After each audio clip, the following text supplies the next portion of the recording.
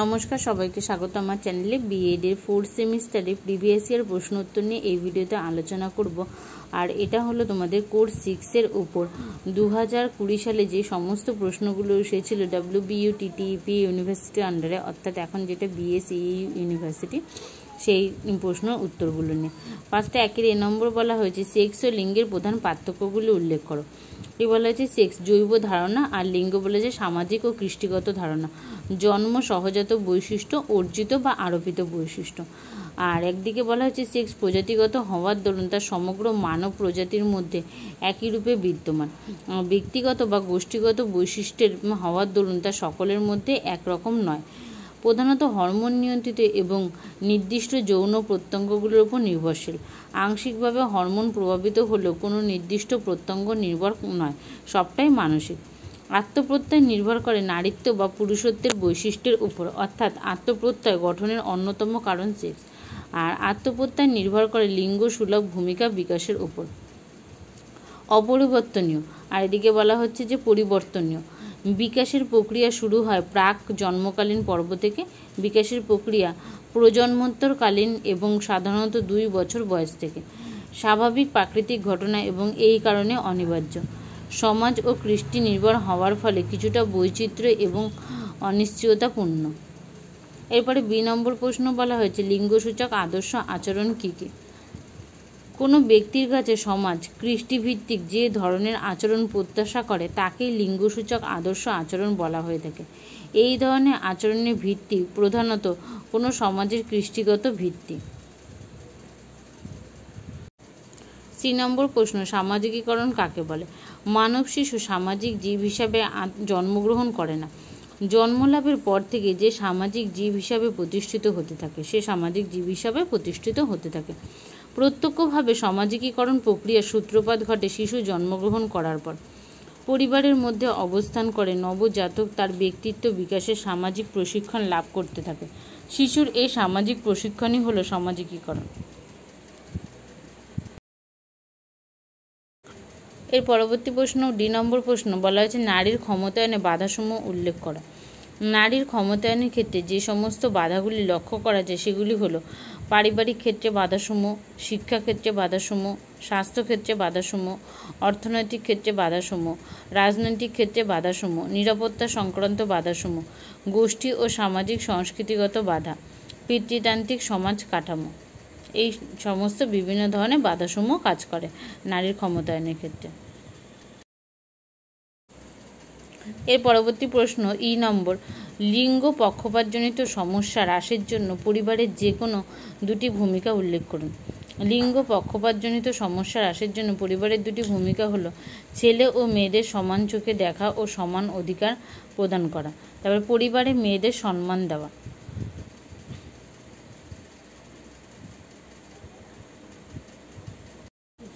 এর পরবর্তী প্রশ্ন এফ নম্বর বলা হয়েছে বিদ্যালয় শিক্ষায় লিঙ্গ সমতা সৃষ্টিতে NCF এর 4টি বক্তব্য লিখুন। NCF এর বক্তব্যগুলো বলছে বিদ্যালয় শিক্ষায় লিঙ্গ সমতা সৃষ্টিতে NCF এর 4টি বক্তব্য হলো পাঠ্যপুস্তক থেকে লিঙ্গ বৈষম্য দূর করতে হবে, শিক্ষা ব্যবস্থাকে এমনভাবে পরিচালিত করতে হবে যাতে বেশি সংখ্যক মেয়ে তাতে অংশগ্রহণ করতে পারে।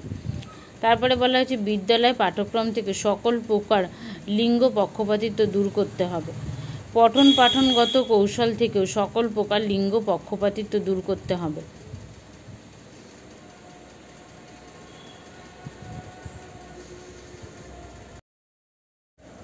জি নম্বর বলা হয়েছে নারীর ক্ষমতায়ন কী।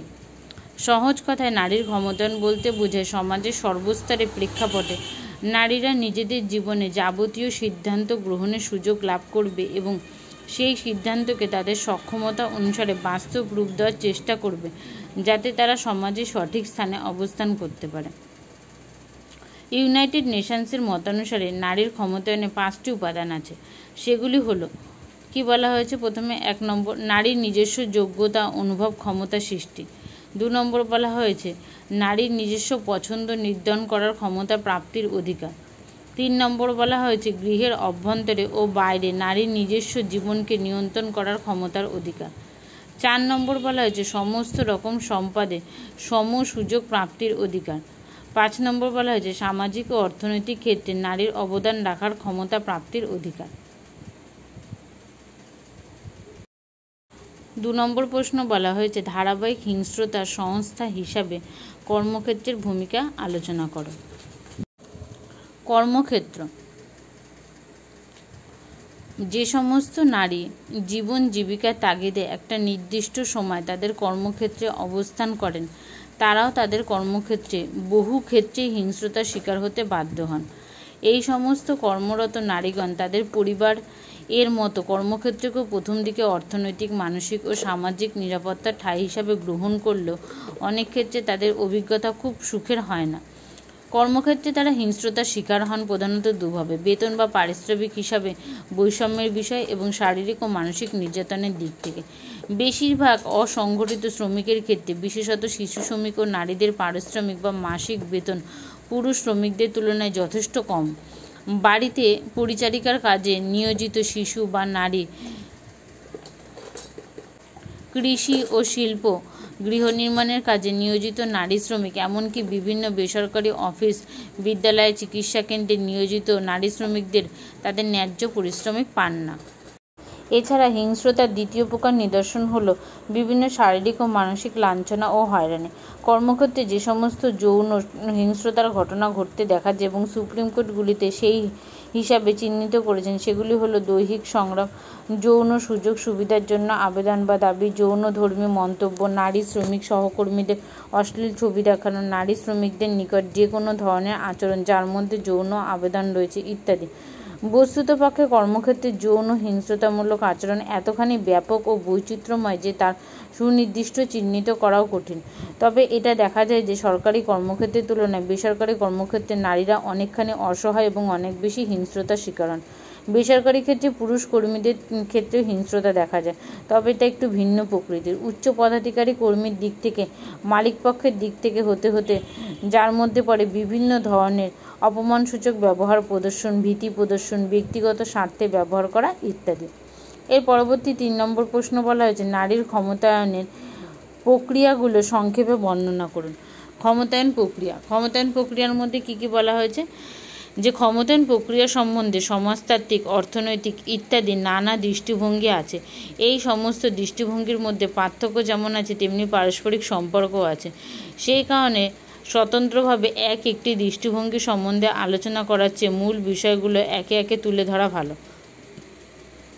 শিক্ষা, যে সমস্ত সমাজে মেয়েরা শিক্ষার সুযোগ থেকে এখনও বঞ্চিত সেই সব সমাজে সমস্ত নারীকুলকে প্রকৃত শিক্ষার আওতায় নিয়ে আসতে হবে।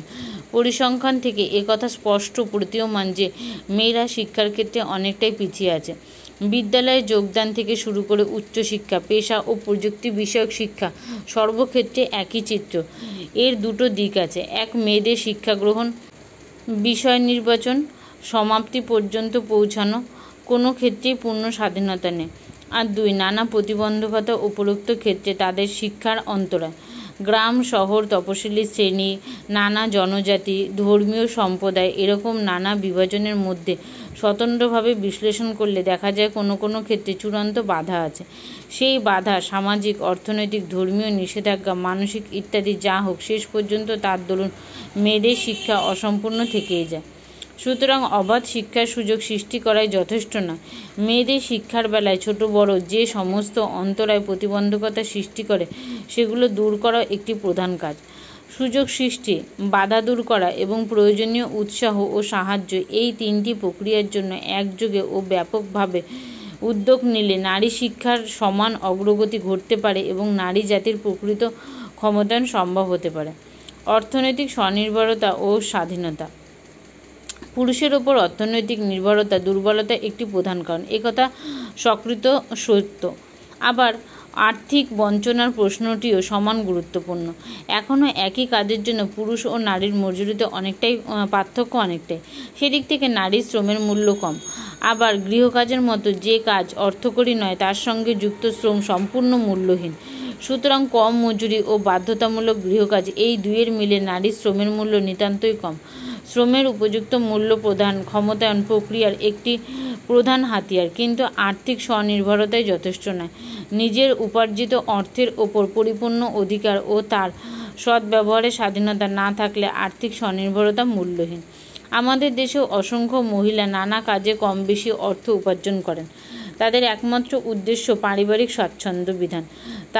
তাদেরও যেমন নিজেদের উপার্জিত অর্থের সম্বন্ধে স্বাধীনতা নেই, তেমনি বহু তথাকথিত সচ্ছল শিক্ষিত পরিবারের সুউপায়ী মহিলাদেরও ইচ্ছামতো অর্থ ব্যবহারের স্বাধীনতা নেই, অর্থাৎ আর্থিক স্বনির্ভরতা থাকলেও ক্ষমতা নেই। পুরুষতান্ত্রিক অযৌক্তিক অধিকারবোধই এর মূল কারণ।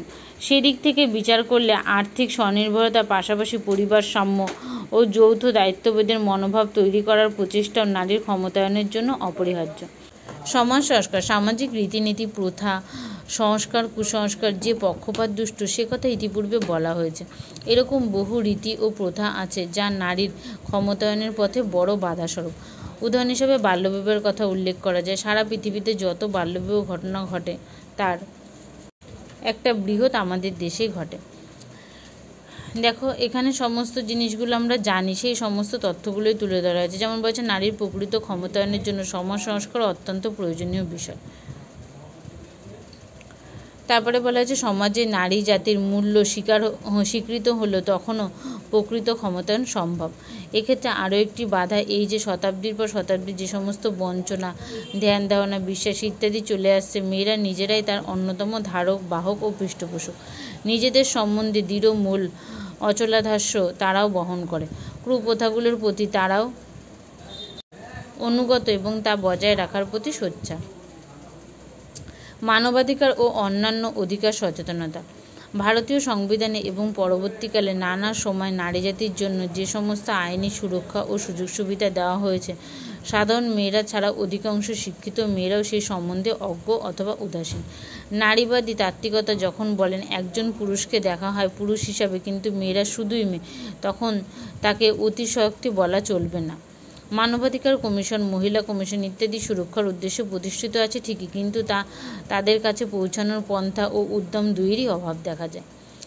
নারী হিসাবে প্রাপ্য বিশেষ সুযোগ সুবিধা ও সুরক্ষাবিধি সম্বন্ধে ব্যাপক সচেতনতা সৃষ্টি ক্ষমতায়ন প্রক্রিয়ার একটি প্রধান স্তম্ভ। এই বিষয়ে নানা স্বেচ্ছাসেবী সংস্থা কাজ করলে এবং সরকারের তরফে কিছু নিয়মমাফিক প্রচারের ব্যবস্থা থাকলেও তা যথেষ্ট নয়। তার কারণ এই সচেতনতা সৃষ্টির প্রয়াস সামগ্রিকভাবে শিক্ষা ব্যবস্থার সঙ্গে সম্পৃক্ত নয়। এই কথা বলার অন্তর্নিহিত তাৎপর্য এই যে উপরিউক্ত সচেতনতা শুধুমাত্র মেয়েদের মধ্যেই সীমাবদ্ধ থাকলে তা কার্যকর হবে না। পুরুষ সমাজকেও জানতে হবে নারীর অধিকারের কথা এবং তাদের দিক থেকে প্রাপ্য অধিকার ও মর্যাদার কার্যকর স্বীকৃতি থাকা দরকার। এরপরে বলা হয়েছে লিঙ্গ বৈষম্য দূরীকরণ ও গণতান্ত্রিক মূল্যবোধের চর্চা। উপরিউক্ত আলোচনার সঙ্গে সামঞ্জস্য রেখে আরও একটি বিষয় ক্ষমতায়ন প্রক্রিয়া সম্পর্কে উল্লেখ করা প্রয়োজন। নারীর ক্ষমতায়ন প্রক্রিয়া কোনো একতরফা সাময়িক কার্যক্রম মাত্র নয়। ধারাবাহিকভাবে দীর্ঘকাল যাবৎ সমাজে সর্বস্তরের মানুষের প্রক্রিয়া অংশগ্রহণের মাধ্যমে নারীর ক্ষমতায়ন সম্ভব, বা শেষ পর্যন্ত সামাজিক প্রক্রিয়ার একটি অত্যাবশ্যক অঙ্গে পরিণত হতে হবে। সেই পর্যায়ে পৌঁছালে তখন আর নারীর ক্ষমতায়নের বিষয়টি স্বতন্ত্রভাবে দেখার দরকার হবে না। এই উদ্দেশ্যে দুটি গুরুত্বপূর্ণ পদক্ষেপ নেওয়া দরকার। প্রথমে ছোটবেলা থেকে লিঙ্গ নির্দিষ্ট ভূমিকা এমনভাবে শিক্ষা দিতে হবে যাতে ওই ভূমিকা দুই লিঙ্গের মধ্যে যথাসম্ভব কম বৈষম্য সূচক হয়। অর্থাৎ মেয়েদের জন্য নির্দিষ্ট কাজ, আচার আচরণ ইত্যাদি যেন কখনোই এমন না হয় যেটা পুরুষের ক্ষেত্রে শ্রেষ্ঠত্বের আহমিকা সৃষ্টির কারণ হয়ে ওঠে। ছোটবেলা থেকে এই বিষয় জানা দরকার যে সকলেই সমান, প্রয়োজন মতো সকলের সব ভূমিকা পালন করতে হতে পারে। দ্বিতীয় পদক্ষেপ, খুব ছোটবেলা থেকে গণতান্ত্রিক মূল্যবোধের শিক্ষাকে বিশেষ প্রাধান্য দিতে হবে। গণতন্ত্র শুধুমাত্র রাষ্ট্র পরিচালনার নীতি মাত্র নয়। গণতান্ত্রিক চেতনা ও মূল্যবোধ প্রতিটি ব্যক্তির চরিত্রের অঙ্গীভূত হলে তখন কোনো ব্যক্তিকে অধম বা হীন বলে মনে হয় না। তার ফলে নারী ও পুরুষের পারস্পরিক শ্রদ্ধাবোধ নিশ্চিত হতে পারে এবং পরস্পর একে অপরের সমকক্ষ বলে স্বীকৃত হতে পারে। নারীর ক্ষমতায়ন সম্ভব, এটি আদর্শ রূপ, কারণ নারী ও পুরুষ পরস্পরের পরিপূরক। একজনকে বাদ দিয়ে অপরের ক্ষমতায়ন অসম্ভব। 4 নম্বর প্রশ্ন, ভারতের নারীর ক্ষমতায়নের সমস্যাগুলি সংক্ষেপে বিবৃত করুন। নারীর ক্ষমতায়নে বিভিন্ন বাধাগুলি বর্ণনা দিন, বা একই কথা। তাহলে কি বলেছে, নারীর ক্ষমতায়ন বিষয়ে পূর্ববর্তী আলোচনায় বলা হয়েছিল যে ক্ষমতায়ন অর্থ স্বনির্ভরতা, আত্মনিয়ন্ত্রণের অধিকার, জীবন ও জীবিকার অধিকার এবং সর্বক্ষেত্রে পুরুষের সমমর্যাদা উপভোগ করা। কিন্তু এই অধিকারগুলো স্বীকৃত হলেও বিশ্বের অধিকাংশ দেশে কার্যত নারীরা এক ধরনের পরাধীনতা ভোগ করেন, কারো ক্ষেত্রে ব্যতিক্রম বাদ দিয়ে। আমাদের দেশে সংবিধানে নির্দেশাত্মক বিধিতেও নারী ও পুরুষের সমান অধিকার, দায়িত্ব ও কর্তব্যের কথা বলা হয়েছে। তা সত্ত্বেও প্রকৃত সমতা আসেনি। না আসার কারণ অবশ্যই কিছু বাধা। পিতৃতান্ত্রিক সমাজে নারীর স্থান পুরুষের অধীনে, কথা পূর্বে বিস্তারিত আলোচনা করা হয়েছে। যেহেতু পিতৃতান্ত্রিক ব্যবস্থা পুরুষেরই সৃষ্টি, সেহেতু তারা নিজেদের জন্য সুবিধাজনক স্থান নির্ধারণ করে নিয়ে নারীর স্থান রেখেছে অনেকটা নিচে। যুগ যুগ ধরে এই ব্যবস্থা চলতে থাকায় নারী সমাজও সেটা নির্বিচারে মেনে নিয়েছে। প্রকৃত বাধা এখানেই যে নারী নিজেকে দুর্বল ও হীন ধরে নিয়ে পুরুষের অধীনে থাকাটাই স্বাভাবিক বলে ধরে নিয়েছে। সমস্ত সুযোগ সুবিধা স্বেচ্ছায় পুরুষের হাতে তুলে দিয়ে নিজেকে দুর্বলতর করেছে। ব্যতিক্রম বাদ দিলে এটা স্বাভাবিক ঘটনা। এমনকি মাতৃতান্ত্রিক সমাজগুলোতেও পুরুষ তুলনামূলকভাবে নিষ্ক্রিয়, কিন্তু নারীর সযত্ন সেবা থেকে বঞ্চিত বা অবহেলিত নয়। এই পরিপ্রেক্ষিতে নারীর ক্ষমতায়নের উদ্যোগ ও চিন্তা। কিছু ক্ষেত্রে ক্ষমতায়ন সম্পন্ন হলেও সামাজিকভাবে বৃহত্তর নারী সমাজের প্রকৃত ক্ষমতায়ন এখনও সুদূর পরাহত, অন্তত আমাদের দেশে। পিতৃতান্ত্রিক সমাজ ব্যবস্থা বজায় রেখে নারী ক্ষমতায়নের সার্বিক বাধা অপসারণ করতে হলে কোনো এক পাশে আংশিক এবং অগভীর পরিকল্পনা কার্যকর হওয়া সম্ভব নয়, কারণ এই সমস্যার মূল প্রথিত আছে অনেক গভীরে। পারিবারিক বন্ধন। মেয়েরা স্বাভাবিকভাবে পরিবার প্রিয়। তারা স্বেচ্ছায় যত সহজে পরিবারের বন্ধনে আবদ্ধ হয়, পুরুষ ততটা নয়। লিঙ্গ পরিচয় ও লিঙ্গসুলভ ভূমিকা গ্রহণ পর্ব যখন থেকে সূত্রপাত হয়, তখন থেকে মেয়েদের পরিবারের প্রতি বিশেষ আকর্ষণের সূত্রপাত হয়, কারণ এই বিষয়টি লিঙ্গসুলভ ভূমিকার অবিচ্ছেদ্য অংশ। একটু বড় হওয়ার পর যখন তাদের হাতে সাংসারিক কাজে ছোট ভাই বোনদের দায়িত্ব তুলে দেওয়া হয়, তখন তাদের কাছে সেটা অস্বাভাবিক মনে হয় না। স্বাধীন চিন্তা, নিজের জন্য ভবিষ্যৎ জীবনের রূপকল্পনা অসংখ্য মেয়ের ক্ষেত্রে পারিবারিক বন্ধনে কেন্দ্র করে আবির্ভূত হয়। পরিবারের অন্য সদস্যরা নারী পুরুষ নির্বিশেষে কোনো মেয়ের পারিবারিক জীবনের কল্পনা ভেঙে দেওয়ার চিন্তা করে না।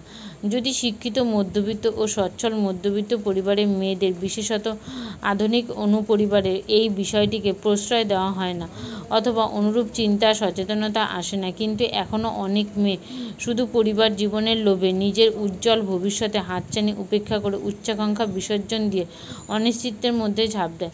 পরিবার ও সন্তানের স্বার্থে এখন মেয়েরা অনেকেই সহনশীলতা ও বিচ্ছেদের মধ্যে প্রথমটাই বেছে নিয়েছে, আবার অনেকের ক্ষেত্রে ক্ষমতার অভাবে অসহায়ভাবে বেছে নিতে বাধ্য হয়। এরপর আছে বাল্যবিবাহ। দেখো, বাল্যবিবাহ সম্পর্কে আমরা সকলেই জানি যে আগেকার দিনে কী হতো, খুব অল্প বয়সে যে বিয়ে দিয়ে দেওয়ার একটা প্রবণতা ছিল, বাল্যবিবাহ দেখা যেত।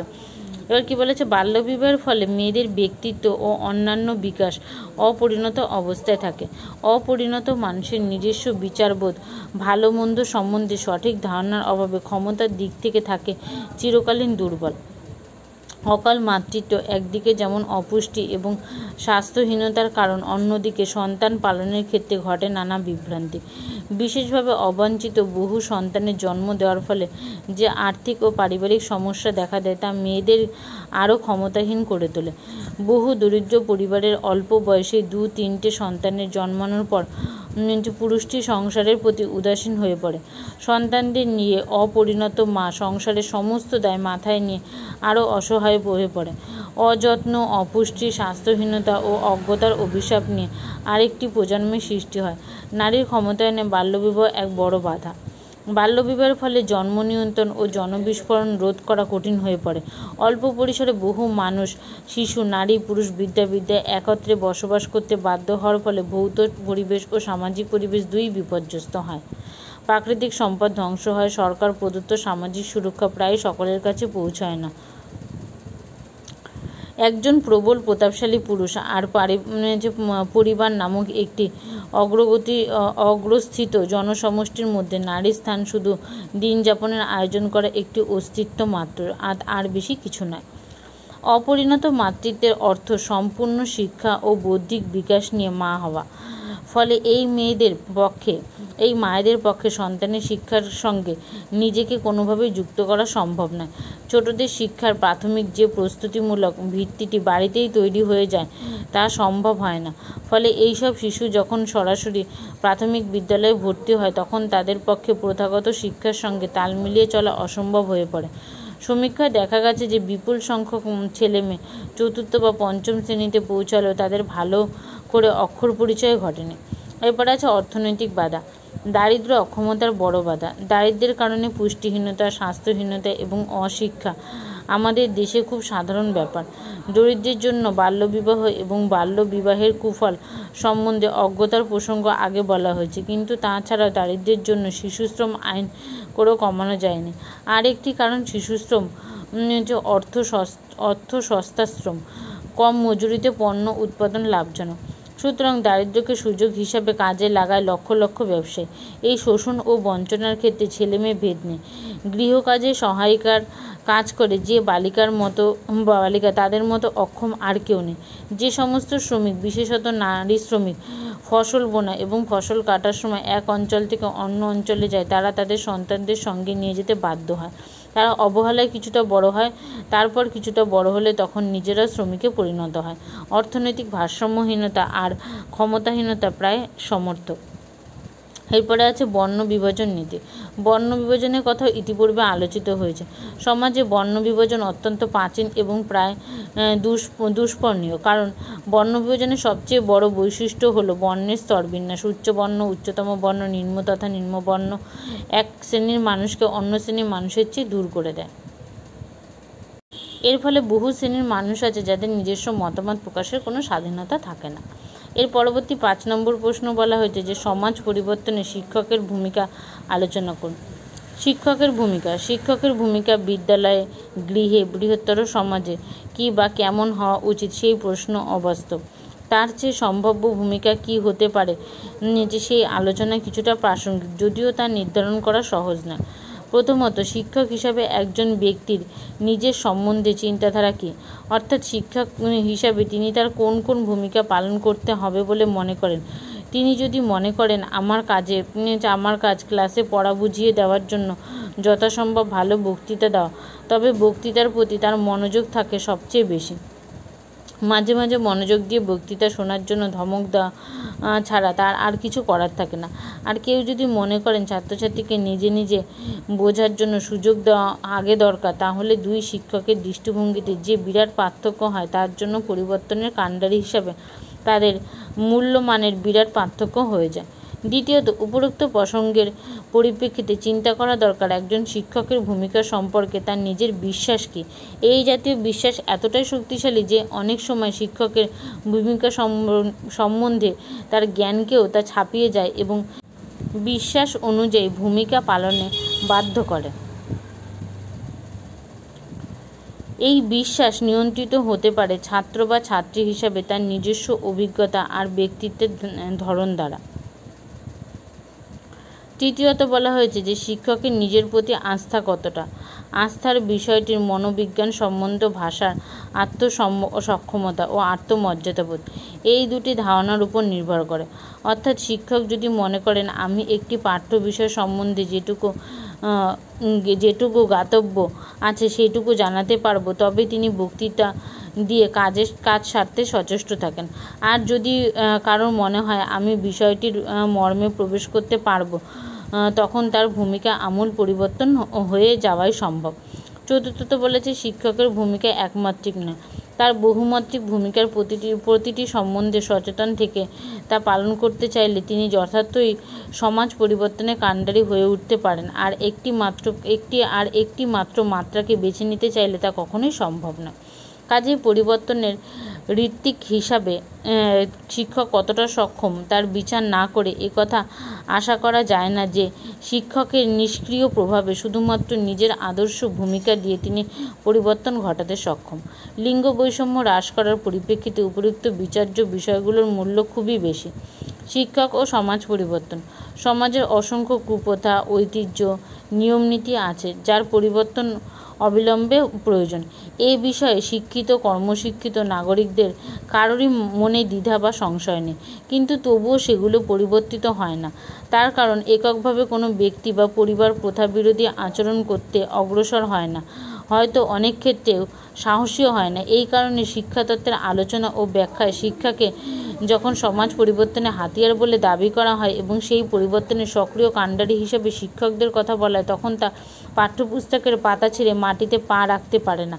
সেই দিক থেকে প্রথমে সাধারণভাবে বিচার করে দেখতে হবে সমাজ পরিবর্তনে শিক্ষকের প্রকৃত ভূমিকা কী। তারপর স্বতন্ত্রভাবে ইউনেস্কো এবং দেশের ও বিদেশের নানা সমাজতান্ত্রিক শিক্ষাবিদদের প্রমুখ বিধান সম্বন্ধে আলোচনা করতে হবে।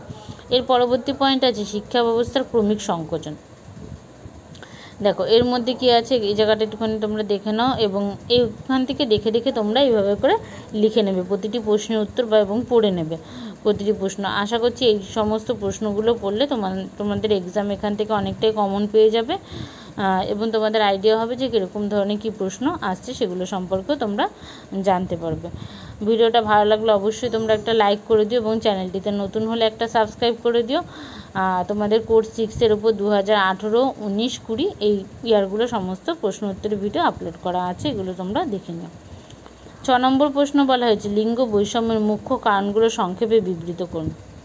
6 নম্বর বলা হয়েছে লিঙ্গ বৈষম্যের মুখ্য কারণগুলো সংক্ষেপে বিবৃত করুন। লিঙ্গ বৈষম্য এবং বৈষম্যের সঠিক কারণগুলো চিহ্নিত করা বেশ কঠিন। এটি বিভিন্ন সামাজিক, সাংস্কৃতিক, অর্থনৈতিক ও ঐতিহাসিক কারণের সমন্বয়ে গঠিত। যাই হোক, কয়েকটি সম্ভাব্য কারণ চিহ্নিত হতে পারা তা থেকে পুরুষ ও মহিলাদের মধ্যে বর্তমান বৈষম্যকে নেতৃত্ব দেয়। মানবাধিকার সংস্থার মতে লিঙ্গ বৈষম্যের মূল কারণ ধর্ম, ঐতিহ্য ও ধর্মীয় গ্রন্থগুলো মানুষের চিন্তা ও আচরণের পথ রূপায়ণ করে। অনেক ধর্মই নারীদের পুরুষের নিচে স্থান দেয় এবং এইভাবে একটি অসম সমাজ তৈরি হয়। ধর্মের দ্বারা আরোপিত বৈষম্যমূলক ব্যবস্থাগুলো কোনো প্রশ্ন ছাড়াই অনুগামীরা অনুসরণ করে থাকে। প্রায় সব ধর্মেই তাদের ব্যক্তিগত আইন রয়েছে এবং সমস্ত আইনই নারীদের কম অধিকার প্রদান করে। আপনার দ্বারা অনুশীলন ধর্মের মধ্যে এই ধরনের বিষয় খুঁজে পেয়েছেন। আপনি কোনো ধর্মীয় গ্রন্থে বা অনুশীলনে কোনো লিঙ্গ পক্ষপাতের সম্মুখীন হয়েছেন? আমরা ইতিমধ্যেই শিখেছি যে লিঙ্গ হলো একটি সামাজিক সাংস্কৃতিক নির্মাণ।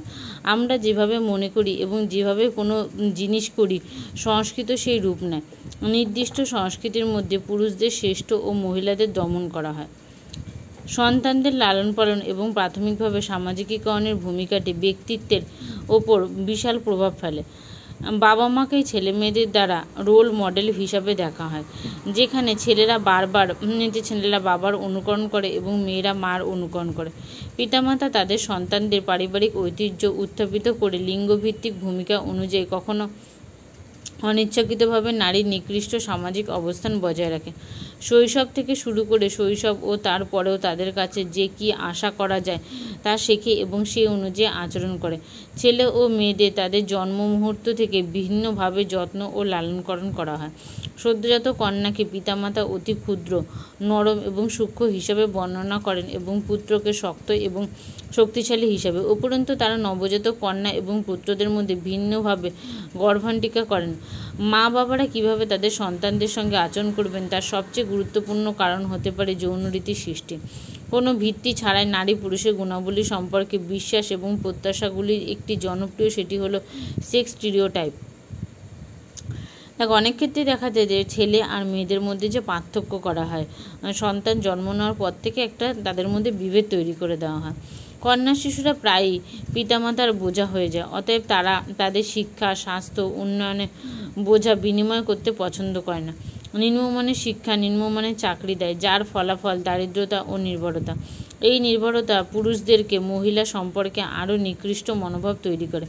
যে সমস্ত নারীর শিক্ষার অভাব রয়েছে তাদের অবস্থার উন্নয়নে এবং বৈষম্যের সঙ্গে লড়াইয়ে সরঞ্জামের অভাব রয়েছে।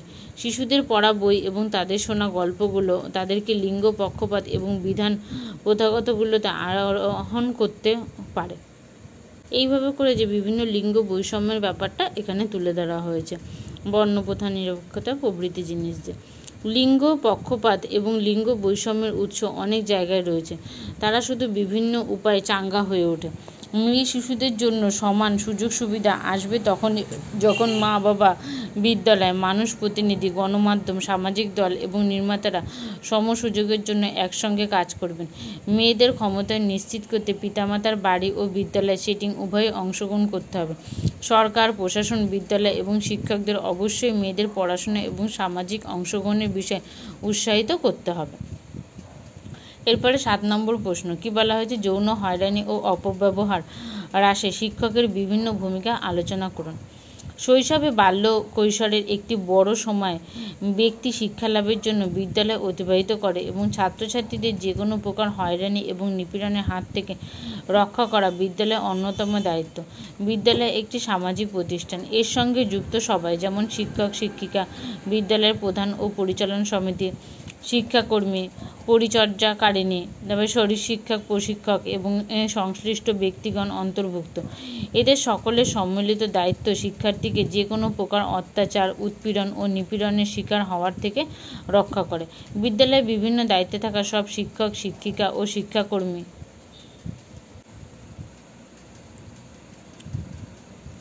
শিক্ষার্থীদের যৌন হয়রানি ও নিপীড়ন থেকে রক্ষা করতে যেসব বিষয়ে সাবধানতা অবলম্বন করবেন সেগুলির কয়েকটি হলো: প্রথমে বলা হয়েছে, শ্রেণীকক্ষে ও বিদ্যালয় চত্বরে শিক্ষার্থীদের আচরণে কোনো অস্বাভাবিকতা লক্ষ্য করা যাচ্ছে কিনা। যদি যায় তবে অনতিবিলম্বে তার কারণ অনুসন্ধান করে প্রতিকারের ব্যবস্থা গ্রহণ করা। শিক্ষার্থীরা বিদ্যালয়ের উপস্থিতি নিয়মিত কিনা। বিদ্যালয়ে বিভিন্ন ধরনের সহপাঠক্রমিক কার্যাবলীতে শিক্ষার্থীদের প্রকৃতি অনুযায়ী স্বাভাবিক কিনা। শৃঙ্খলা রক্ষার বিদ্যালয় কর্তৃপক্ষের সঙ্গে শিক্ষার্থী সহযোগিতা করছে কিনা। পাঠ্যক্রম অনুসরণে শিক্ষার্থী তার ক্ষমতা অনুযায়ী স্বাভাবিক কিনা। বয়ঃসন্ধিকালে শিক্ষার্থীদের আচরণ সুস্থ ও স্বাভাবিক কিনা। অনুধাবনযোগ্য কোনো বিষয়ে কোনো বিশেষ কারণ ছাড়াই আকস্মিক কোনো শিক্ষার্থীর বিদ্যালয়ে অনুপস্থিতি ইত্যাদি জিনিস। 8 নম্বর প্রশ্ন বলেছে, নারী চর্চা থেকে লিঙ্গ চর্চার দৃষ্টিভঙ্গির প্রধান প্রধান পরিবর্তনগুলি সংক্ষেপে লিখুন। নারীবিদ্যা থেকে লিঙ্গ বিষয়ক চর্চার রূপান্তর। কি কি জিনিস বলা হয়েছে? প্রথমে বলা হয়েছে যে নারীবাদী আন্দোলনের মূল ভিত্তি হলো নারী ও পুরুষের ভিন্নতা, পুরুষ অপেক্ষা নারী নিকৃষ্ট, আর এই ভাবনার মূলে রয়েছে জৈবিক নির্ধারণবাদ, অর্থাৎ জৈবিক কিছু পার্থক্য বা বৈশিষ্ট্যের পরিপ্রেক্ষিতে এটি নির্ধারিত হয়। জৈবিক নির্ধারণবাদ অনুযায়ী সমাজে নারীর ভূমিকা জৈবিকভাবে নির্ধারিত। জন্ম মুহূর্ত থেকে নারী ও পুরুষ যেহেতু সহজাত বৈশিষ্ট্যের স্বতন্ত্র, সেই জন্য দুজনের ভূমিকাও স্বতন্ত্র। এই দৃষ্টিভঙ্গি অনুযায়ী নারী পুরুষের থেকে দুর্বল, তাই তার নিজস্ব ক্ষেত্রে সীমাবদ্ধ থাকবে এবং পরিবারের মধ্যে এবং তার প্রধান কাজ হবে গৃহস্থ দায় দায়িত্ব পালন, সন্তান জন্মদান ও প্রতিপালন। নারীবাদী আন্দোলনের প্রথম পর্যায়ে জৈবিক লিঙ্গ ও সামাজিক লিঙ্গের মধ্যে কোনো বিভাজন করা হতো না। 1960 সাল থেকে নারীবাদী আন্দোলনের নতুন পর্ব শুরু হয়। এই সময় নারীবাদী তাত্ত্বিকেরা এই জৈবিক নির্ধারণবাদকে আক্রমণ করেন। তাদের মতে পুরুষতান্ত্রিক সমাজে পুরুষের সামাজিক পরিভাষায় নির্দেশ করে দেয় নারীর সামাজিক ভূমিকা। সমাজ গড়ে তোলা হয় পুরুষ বা নারীত্বের আদর্শ। এই আদর্শের ছাঁচে স্থির করা হয় নারীর আচার আচরণ, ব্যবহার বিধি, আশা আকাঙ্ক্ষা। ওই নির্দিষ্ট গণ্ডির বাইরে লিঙ্গ মতাদর্শে তারা নারী পরিচিত সামাজিক স্বীকৃতি পায় না। নারীবাদী তাত্ত্বিকদের মতে জেন্ডার হলো সামাজিক নির্মাণের প্রক্রিয়া। নারী বা পুরুষের সামাজিক লিঙ্গ পরিচয়ের অর্থ হলো সমাজ জীবনের পরিপ্রেক্ষিতে নারীত্ব বা পুরুষত্বের আদর্শ অনুসারে নারীর বা পুরুষের ভূমিকা পালন করা। অর্থাৎ জন্মসূত্রে কিছু জৈবিক বৈশিষ্ট্য নিয়ে জন্মালেও সমাজে বসবাস করতে করতে মানুষ ক্রমে ক্রমে সামাজিক অর্থে নারী বা পুরুষ হয়ে ওঠে। এই প্রসঙ্গে সিমন দা বেভোয়া বলেন, কেউ নারী হয়ে জন্মায় না, বরং নারী হয়ে ওঠে। 1970-এর দশকে নারীবাদী এই জৈবিক ও সামাজিক লিঙ্গের ধারণা উঠে আসে এবং জেন্ডারের ওপর গুরুত্ব আরোপিত হতে থাকে। 1980 থেকে 90-এর দশকে নারী বিদ্যাচর্চা বা মানবী বিদ্যাচর্চার প্রাসঙ্গিকতা নিয়ে বিতর্কের সূচনা ঘটে। কারণ নারী ও পুরুষ উভয়কে নিয়ে সমাজ এবং এক পক্ষকে বাদ দিয়ে অন্য পক্ষের উপস্থিতি সম্ভব না। তাই শুধুমাত্র নারীর পরিবর্তে লিঙ্গকে অর্থাৎ নারী ও পুরুষ উভয়কে আলোচনার মুখ্য বিষয়বস্তু হিসাবে বিবেচনা করা হয় এবং লিঙ্গভিত্তিক বিদ্যাচর্চা নারীর মতো পুরুষরাও আলোচনায় অংশ নিতে শিক্ষক হিসাবে, ছাত্র হিসাবে যোগদান করতে পারে। নারীবাদী চিন্তাভাবনার গতানুগত একপেশে যে যুক্তি বিন্যাস থেকে বেরিয়ে আসে। নারীবাদী আন্দোলনের দৃষ্টিভঙ্গিগত এই পরিবর্তন থেকে লিঙ্গভিত্তিক চর্চার উদ্ভব ঘটে। 1990 এর গোড়ার দিকে নারীবাদীদের তৃতীয় তরঙ্গের সূত্রপাত। তৃতীয় তরঙ্গের প্রবক্তাদের মধ্যে উল্লেখযোগ্য হলেন রেবেকা ওয়াকার, মনিকা দাভে, ইনসাবার মিউসিও প্রমুখেরা। ওরা নারীবাদী শব্দটিকে অপছন্দ করেন। এরা প্রচলিত যৌনতার বাইরেও যৌনতার রূপ থাকতে পারে বলে মনে করেন এবং তৃতীয় লিঙ্গ বা বিকল্প যৌনতাকে সমর্থন করে। এরা লিঙ্গ দ্বিকোটিক বা বাইনারিতে বিশ্বাসী নয়। এরা লিঙ্গ নির্মাণের ক্ষেত্রে কেবলমাত্র পুরুষ বা পুরুষের বৈশিষ্ট্য এবং নারী ও নারীর বৈশিষ্ট্য নিয়ে আলোচনা নির্ধারণ করেন, কারণ এই আলোচনায় তৃতীয় লিঙ্গ অনুপস্থিত। আজ আর মানব সমাজকে দুটি লিঙ্গের প্রকৃতি বিভাজন করা যায় না। তৃতীয় লিঙ্গের উপস্থিতিও প্রবল। দেশের জনসংখ্যার একটি বড় অংশ যারা নারী বা পুরুষ পরিচয়ের বাইরে অন্য লিঙ্গের পরিচয় বহন করে। নারীবাদী বা মানবীবিদ্যায় এদের কথা সম্পূর্ণরূপে অস্বীকার করা হয়। এই সমস্ত কারণে নারীবিদ্যা বা মানবীবিদ্যা বিষয়ক চর্চার ক্ষেত্রে দৃষ্টিভঙ্গিগত মৌলিক পরিবর্তন ঘটে। আর এই পরিবর্তনের ফলে নারী পুরুষের পাশাপাশি তৃতীয় লিঙ্গ রূপান্তরকামী সমকামী প্রমুখেরা আলোচনার পরিধির মধ্যে চলে আসে।